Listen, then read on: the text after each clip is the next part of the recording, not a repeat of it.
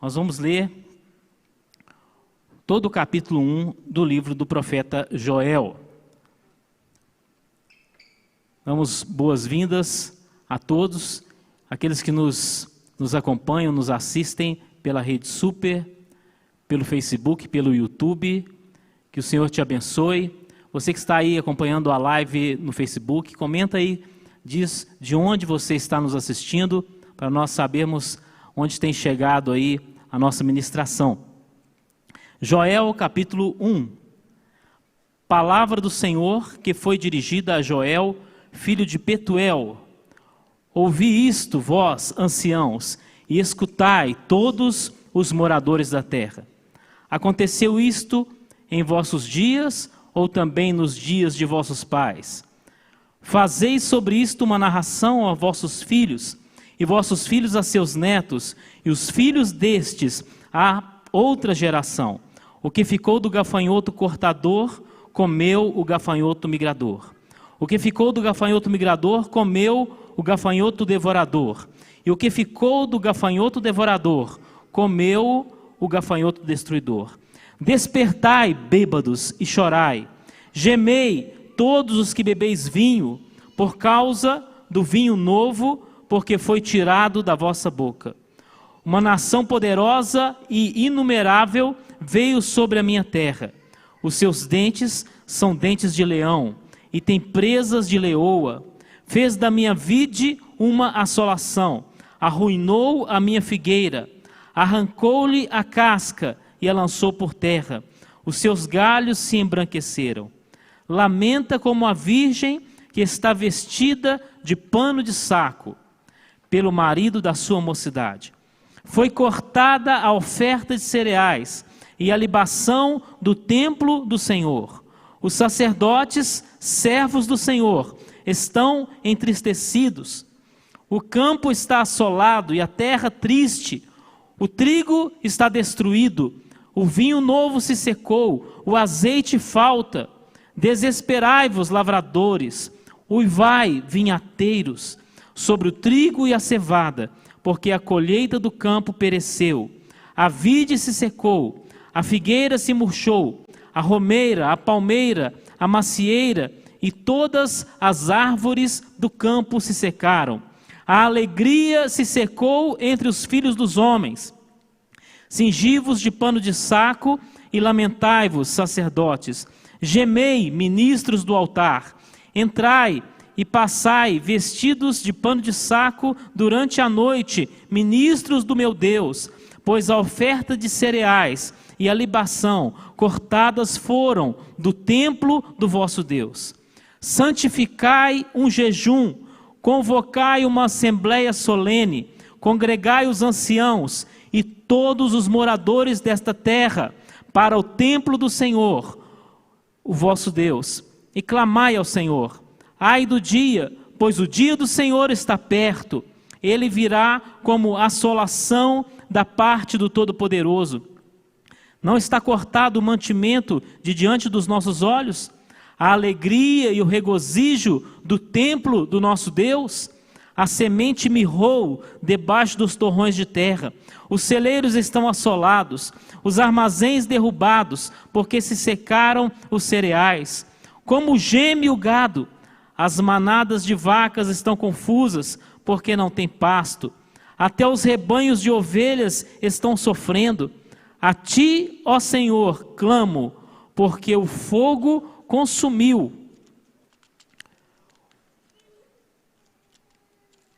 O fogo consumiu os pastos do deserto, e a chama abrasou todas as árvores do campo. Também todos os animais do campo clamam a ti. Os rios se secaram, e o fogo consumiu os pastos do deserto. Amém. Olha, aí está a profecia de Joel. Em primeiro lugar, quem foi Joel? Nós pouco sabemos sobre ele. O que nós sabemos sobre Joel é o que nós acabamos de ler. Sabemos que ele era um judeu, um profeta, filho de Petuel. e mais nada. Joel só é citado 2 vezes na Bíblia, uma nesse texto que lemos e a outra em Atos dos Apóstolos no capítulo 2. Então, não sabemos mais nada sobre Joel. E sabe por que não sabemos? Porque Joel não fez nenhuma questão de falar sobre ele mesmo. O propósito de Joel era falar sobre o Senhor, falar sobre o propósito do Senhor. Era trazer a palavra do Senhor. Joel não escreveu um livro sobre si mesmo. E aqui nós já temos uma lição para nós, que não sejamos ministros que querem a sua própria promoção, o seu próprio crescimento, mas que tenhamos como propósito exaltar e glorificar o nome do Senhor. Agora, o que significa o nome de Joel? O nome de Joel significa: o Senhor é Deus. Olha que coisa! Até o significado do nome exalta o Senhor. E os profetas, geralmente, eles apresentavam o contexto histórico da sua época e da sua profecia. Se você for olhar os livros proféticos, geralmente eles começam dizendo: a palavra do Senhor veio ao profeta tal, no ano tal do rei fulano, para a terra de Israel, ou terra de Judá. Joel, ele não fala nada sobre isso, ele não apresenta o seu contexto histórico. E parece que isso foi de propósito. Por quê? Porque aqui nós temos a descrição de uma crise terrível em Israel, mas nós não sabemos em qual época ela aconteceu. Porque em qualquer ocasião em que houvesse crise semelhante, esta palavra de Joel, ela seria aplicável.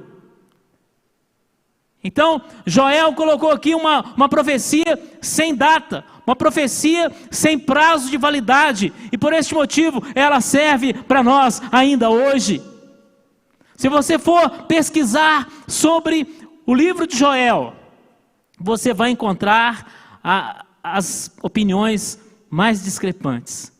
Porque os eruditos tentam localizar Joel na história, e eles, as opiniões de localização, elas variam entre o ano 800 e o ano 400 a.C. Olha que margem de erro assim absurda, não é? Por quê? Porque ninguém sabe de fato quando Joel viveu. Sabemos apenas que foi na época do Antigo Testamento. Então, por quê? Porque essa palavra aqui fala de uma crise muito grande.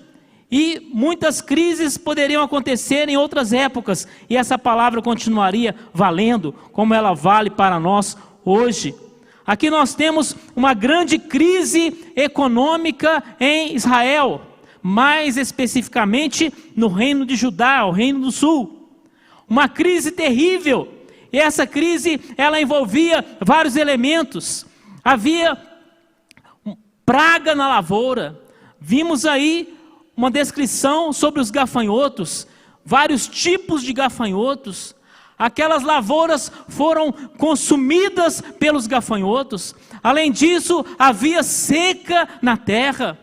E em consequência disso, faltava alimento. As pessoas estavam famintas. Os rios estavam secos. As pessoas estavam sedentas.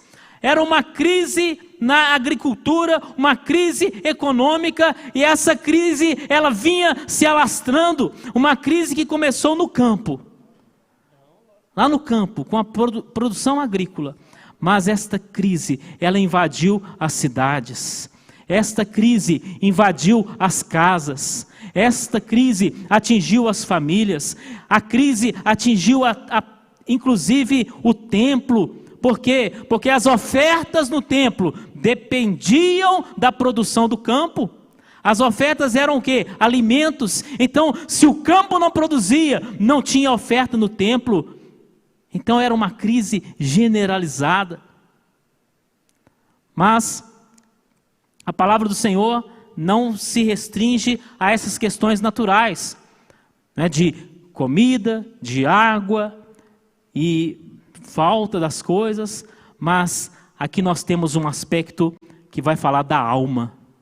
Nós lemos aí no capítulo 1 de Joel que esse povo estava triste, esse povo estava angustiado, a alegria cessou no meio do povo de Israel. E quantas crises nós experimentamos? Talvez você que me ouve aqui está passando por uma crise, o que não é nenhuma novidade, não é mesmo? Porque o país está mergulhado numa crise. Quem sabe você que me assiste aí pela Rede Super, você que nos acompanha, você está passando por uma crise pessoal, uma crise familiar. Mas nós estamos falando aqui de um Deus que nos socorre, um Deus que está nos ouvindo, mas nós precisamos entender um pouco a respeito da crise. Não podemos pensar apenas em fatores econômicos, em fatores políticos, em fatores sociais. A crise, ela vai muito além disso. Muitas vezes nós estamos fazendo uma análise superficial. Precisamos saber a causa. E os questionamentos, eles vêm no meio das crises. E nós perguntamos por quê? Por quê? Não é verdade? No meio do sofrimento, e quem sabe você esteja passando, você pergunta, por quê? Por quê? No meio da crise financeira, da enfermidade, do desemprego, da crise familiar, da crise conjugal, você pergunta, por quê? E muitas vezes as pessoas querem culpar Deus. Por que Deus permitiu? Por que Deus permite isso na minha vida? Por que ocorreu essa crise aqui em Israel, na época do profeta Joel? Nós precisamos pensar no aspecto espiritual das coisas. Não podemos pensar apenas no aspecto natural. Porque se a terra não produzia, é porque os céus estavam fechados. Esta é uma questão fundamental nesta mensagem. Se a terra não produzia, é porque os céus estavam fechados. Não estava chovendo. Mas nós podemos pensar além da questão da chuva, porque nós estamos atentos a uma realidade natural, que é representada pela palavra terra. Mas existe uma realidade espiritual representada pela palavra céu. Então nós não podemos apenas olhar para a terra, não podemos apenas pensar em razões naturais para a crise que estamos vivendo. Por que esse povo estava enfrentando esta grande crise? Precisamos também observar o seguinte: problema todo mundo tem, não é verdade? Não vamos aqui dizer, olha, Deus vai resolver todos os seus problemas e... Não é assim. Mas o que eu estou falando não é de problema, é de uma crise, é de uma situação que parece o fim da trilha, parece o fim da história. Aqui, esse povo estava vivendo um período que parecia ser o fim da história. Quantos estão nos ouvindo agora? Você está passando por uma situação que parece o fim da sua história. E muitos querem, inclusive, antecipar esse fim. Querem acabar logo com tudo. Isto é uma crise grave. Mas estou aqui para dizer que existe esperança no nome do Senhor Jesus Cristo. Existe esperança. Queremos levar essa mensagem de esperança, mas nós precisamos ainda avaliar a causa. Qual era a causa de tudo isso? A causa é o pecado. A causa é o pecado. E nós não podemos nos distrair com outras causas. Não podemos nos iludir com outras causas. A causa é o pecado. E Joel não é muito específico na questão do pecado. Eu acho muito interessante isso, porque se ele mencionasse um pecado, esse seria um motivo de escape para nós. Se ele falasse assim, o problema foi o pecado da idolatria, aí a gente já ia sair fora, né? Aí eu não tenho esse pecado. Mas aqui nós temos uma ideia generalizada com relação ao pecado, para que nós não possamos nos esquivar da palavra do profeta. Muito bem, o que nós vamos fazer? O que esse povo deveria fazer diante dessa crise tão terrível que assolava aquela terra? O que aquele povo deveria fazer? O que nós devemos fazer? Se o campo não estava produzindo, o que o povo deveria fazer? Talvez alguém dissesse, vocês têm que trabalhar mais. É isso? Vocês têm que trabalhar mais. É claro que nós precisamos trabalhar, mas esta não é a solução para a crise. Vocês têm que semear mais. Eles estavam semeando. Nós lemos aqui que as sementes estavam morrendo debaixo da terra. Eles estavam semeando. O que eles deveriam fazer então? A palavra do Senhor diz, vamos voltar aqui no capítulo 1, no versículo 5. Despertai, bêbados, e chorai, gemei, por causa do vinho novo, porque foi tirado da vossa boca. Chorai, gemei. O versículo 8 diz, lamentai. Olha só, chorar, gemer e lamentar. Não pode haver indiferença. O Senhor não quer indiferença. Quantas vezes nós ficamos indiferentes diante da situação? Principalmente aquelas pessoas que estão relativamente bem. A tendência é que fiquem indiferentes em relação àqueles que estão sofrendo. O Senhor não quer a indiferença. Ele diz aqui, chorai, lamentai, gemei. Mas não é apenas isso. Por quê? Porque muita gente já está chorando, lamentando e gemendo, não é verdade? Quantas pessoas estão chorando, lamentando e gemendo, mas isto não é tudo. Mas então, o que mais que a palavra do Senhor nos diz? Olha aí o versículo 14, santificai um jejum, convocai uma assembleia solene. Veja o versículo 19, a ti, Senhor, clamo, porque o fogo consumiu os pastos do deserto. Então não é só chorar, lamentar e gemer, mas é orar, jejuar e clamar. Amém? Quantas vezes o que nós fazemos não é suficiente, não é tudo. É claro que você chora, você fica triste, você lamenta, mas o Senhor quer te levar a um novo passo, uma nova dimensão. Você precisa canalizar o seu sofrimento, a sua angústia para um novo nível. Eu não vou apenas chorar, lamentar e gemer, mas eu vou jejuar, orar e clamar. Amém? Porque se você ficar só gemendo, chorando e lamentando, você não vai chegar a lugar nenhum. Atenção, você que está me acompanhando. Você está chorando, gemendo, lamentando, mas você precisa orar. Nós precisamos orar. Joel fez uma grande convocação em Israel. Uma convocação para a oração. Mas não apenas isso. Vamos aqui ao capítulo 2, versículo 12. Ainda assim, agora mesmo, diz o Senhor, convertei-vos a mim de todo o vosso coração, com jejum, com choro e com pranto. Convertei-vos a mim.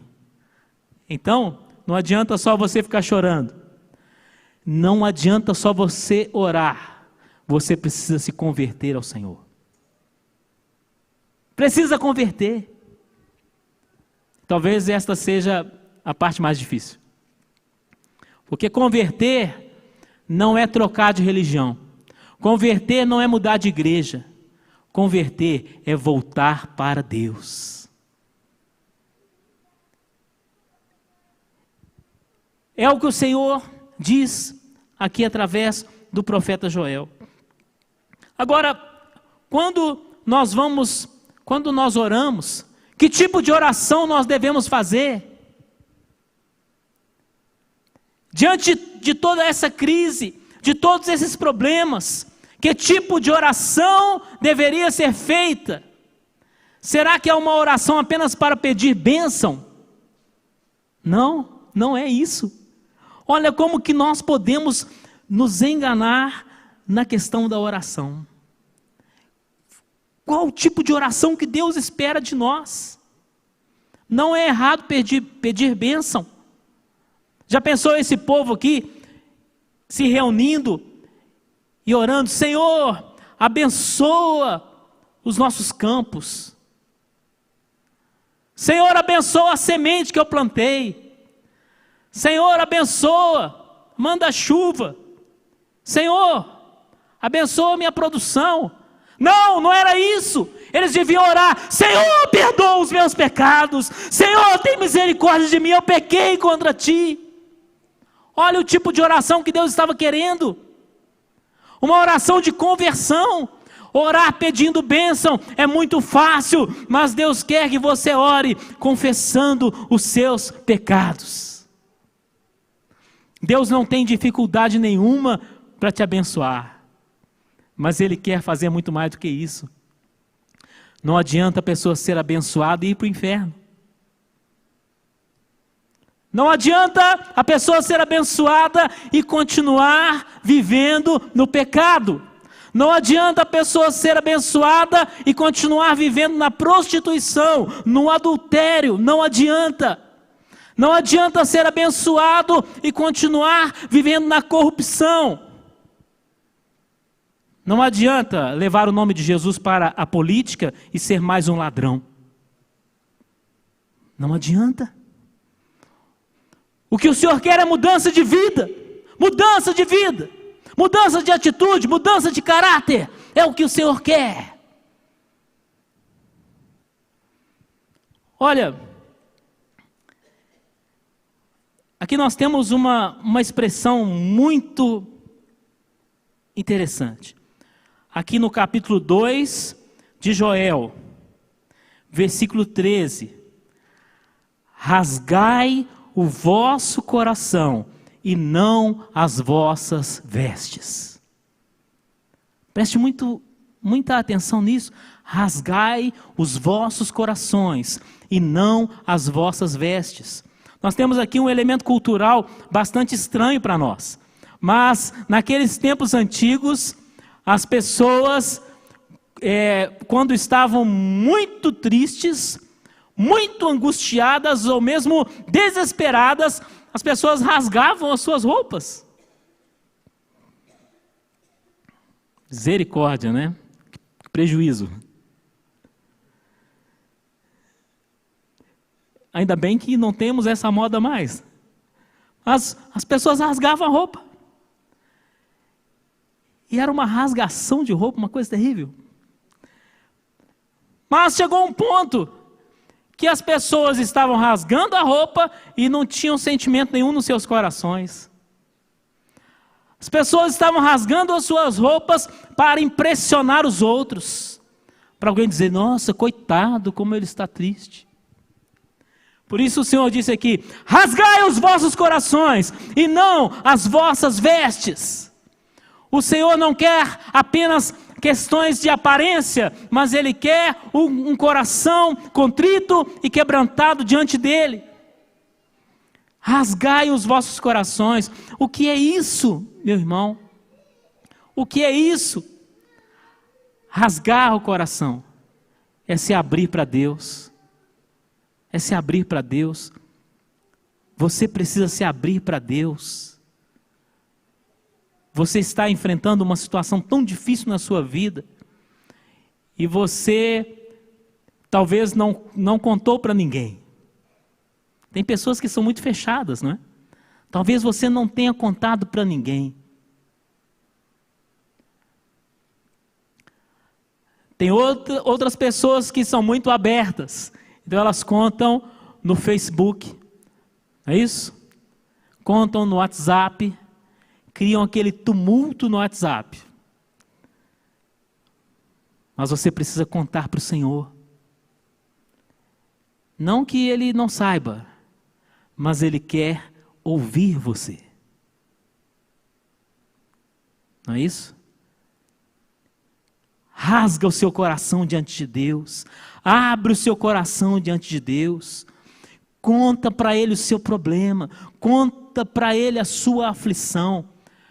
Mas conta o seu pecado também. Porque contar problema é mais fácil do que contar o pecado. Confessa o seu pecado ao Senhor. Mas isso seria feito como? O profeta fez uma grande convocação. O profeta chamou o povo para fazer uma vigília. Vocês viram isso aí no texto? Observaram? Não? Olha aí no capítulo 1 de Joel. Capítulo 1 de Joel.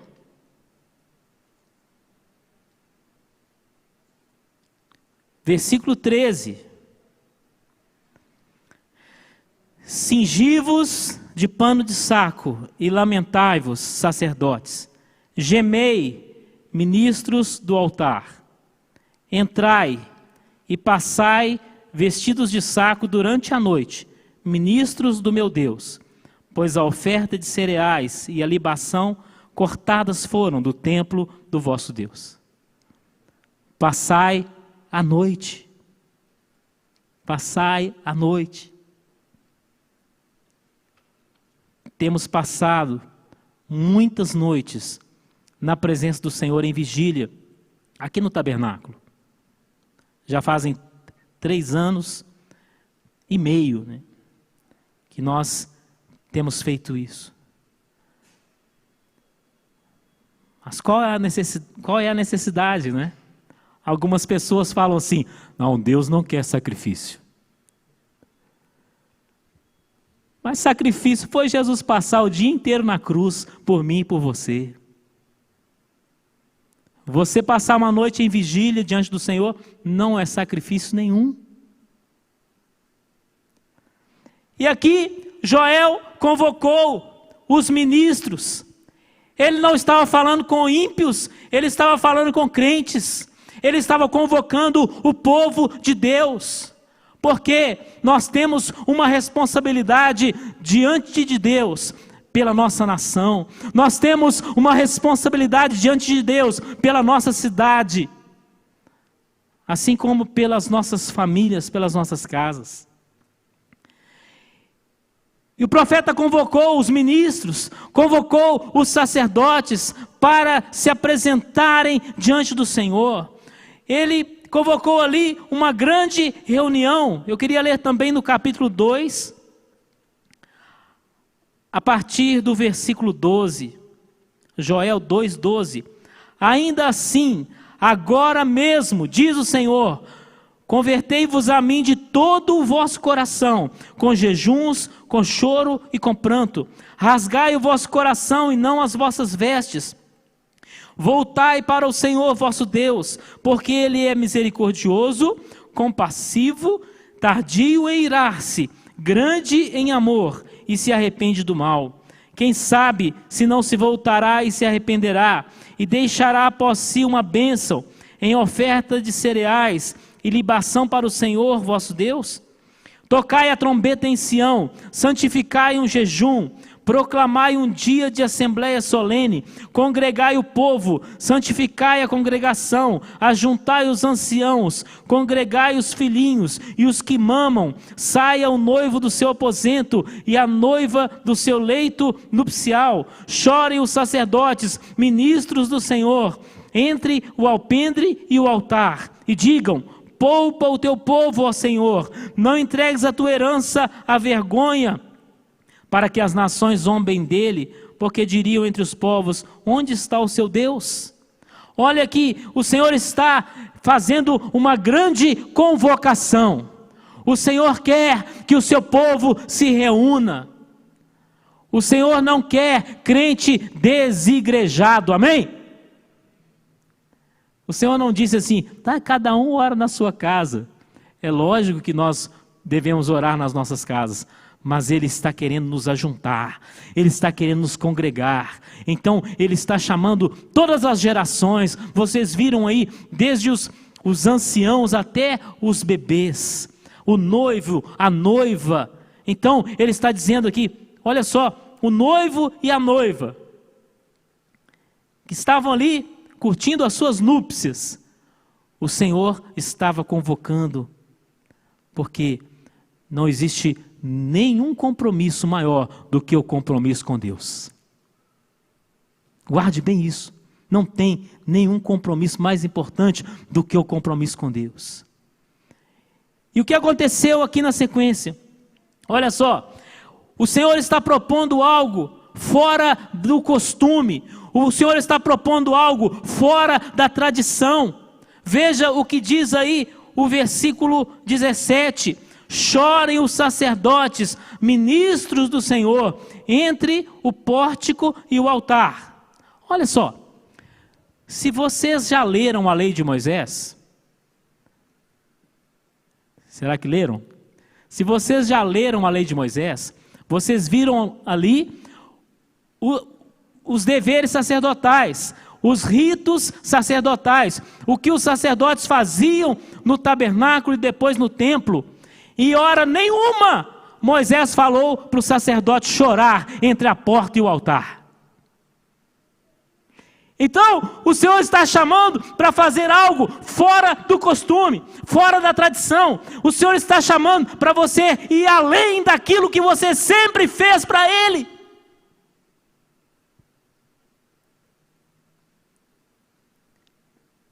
Por isso, as vigílias, mas não é apenas vigília, não é apenas vigília, é você fazer algo além do seu costume, é você fazer algo fora do script, algo que você nunca fez, mas o Senhor espera que você faça.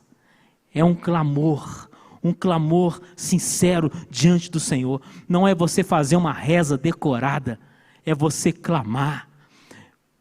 A gente fala oração e clamor, mas qual que é a diferença? Clamor é um grito desesperado na presença do Senhor. Então, o Senhor está nos convidando para irmos além. Precisamos clamar. Aqui nós temos, como eu disse no início, uma grande crise que começou no campo, invadiu as cidades, invadiu as casas e alcançou o templo do Senhor. Hoje nós temos a responsabilidade de representar o Senhor na nossa cidade. Temos a responsabilidade de proclamar o nome do Senhor na nossa cidade. E nós temos aqui ouvido diversas vezes a direção do nosso pastor Márcio Valadão, no sentido de levarmos a palavra do Senhor até os confins da terra. Mas é de cidade em cidade, de cidade em cidade. Precisamos ser referência em Belo Horizonte. Você precisa ser referência em Belo Horizonte ou na cidade onde você mora.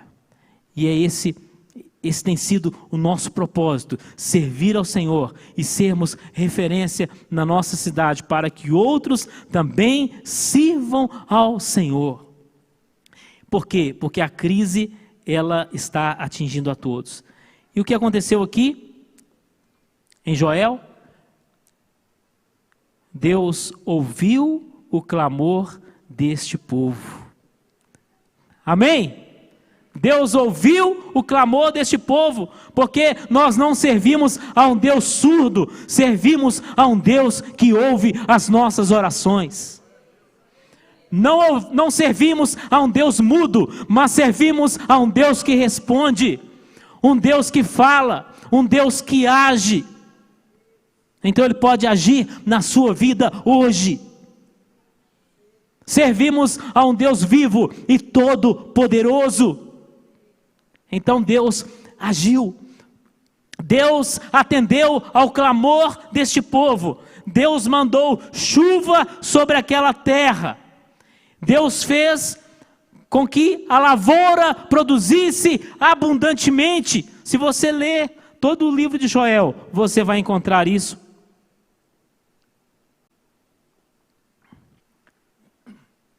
Deus fez a lavoura produzir de modo abundante. Então, vamos aqui para a gente terminar. No capítulo 2, veja bem, no versículo 26 e 27.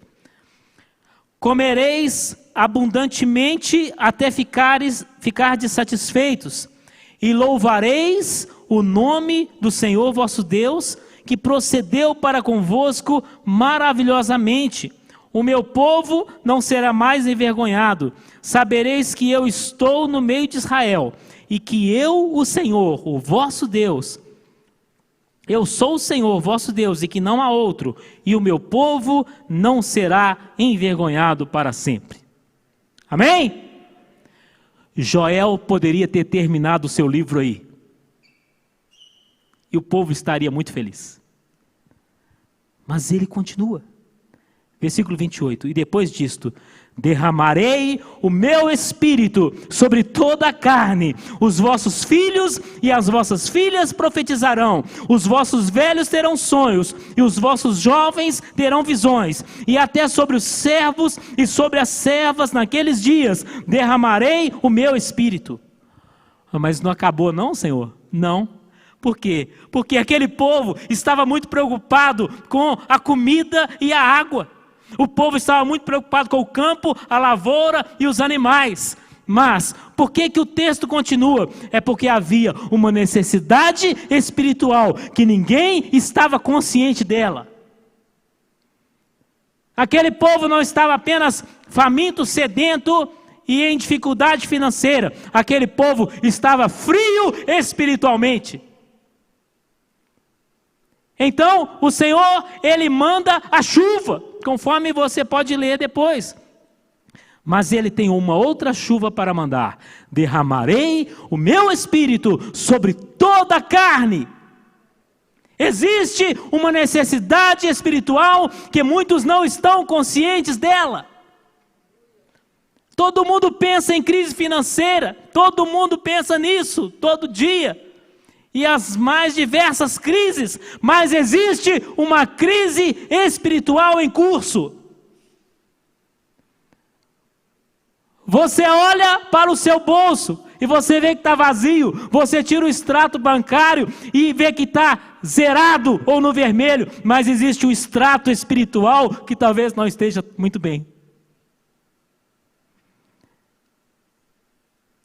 Existe uma situação espiritual desesperadora, mas que muitas vezes não estamos conscientes dela.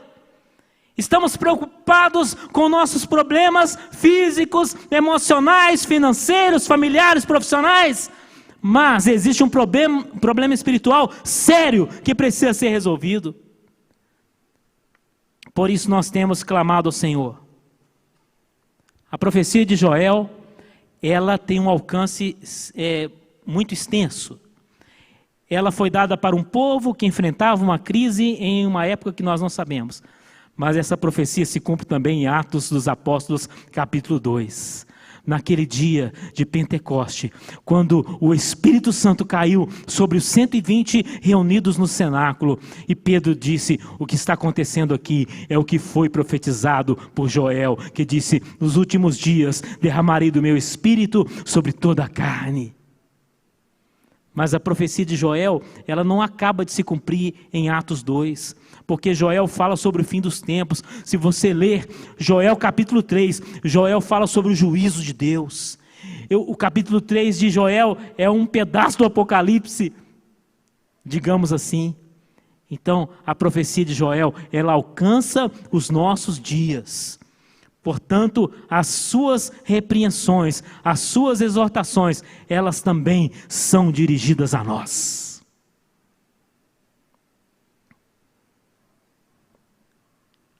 O capítulo 3 fala sobre o juízo. É como se Joel falasse assim: olha, o pecado causou um problema na lavoura, mas vocês ainda não viram nada. O juízo de Deus vem aí. O juízo de Deus vem aí. O pior efeito do pecado não é crise financeira. O pior efeito do pecado não é doença. O pior efeito do pecado é levar o homem para o inferno. E nós devemos falar isso, não podemos nos calar. Por quê? Porque Deus está convidando todos ao arrependimento. Temos usado na vigília essas 3 palavras-chave: unidade, arrependimento e avivamento. Nós temos isso em Joel.